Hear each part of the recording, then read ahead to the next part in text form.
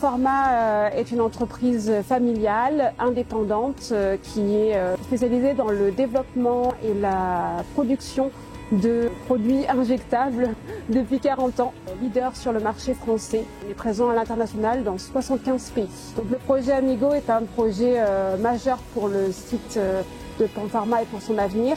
Il a pour objectif d'augmenter les capacités des lignes de plus de 47 millions d'unités de flacons. Également donc participer à l'augmentation du chiffre d'affaires pour Panforma. Nous sommes une entreprise certifiée ISO 14001 depuis 2015. Nos enjeux, c'est de diminuer nos impacts environnementaux. Et en termes de sécurité, on a quand même un fort risque au niveau incendie. Donc on est très vigilant sur le risque de départ de feu. Donc on a mis en place un signe optique avec Capingelec pour prévenir les risques. Donc le client, depuis le début du chantier, nous a challengé sur la gestion et la maîtrise du risque incendie.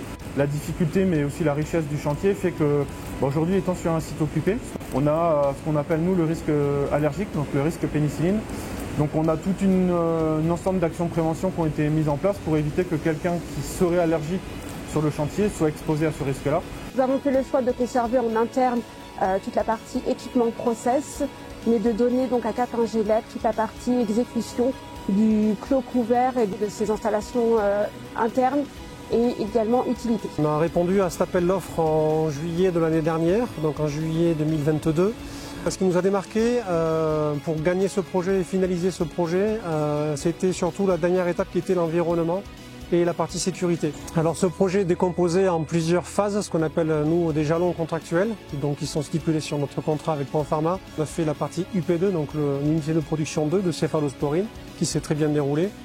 La deuxième phase est la phase UPP, donc le bâtiment unité de production de pénicilline, qui lui doit être mis en service pour le début de l'année 2024.